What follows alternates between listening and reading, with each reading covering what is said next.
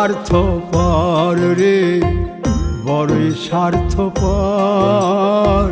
বুকের মাঝে জায়গা দিলে যতন কইরা ভাঙ্গে রে অন্তর। মানুষ বড়ই স্বার্থপর রে, বড়ই স্বার্থপর। বুকের মাঝে জায়গা দিলে যতন কইরা ভাঙ্গে রে অন্তর।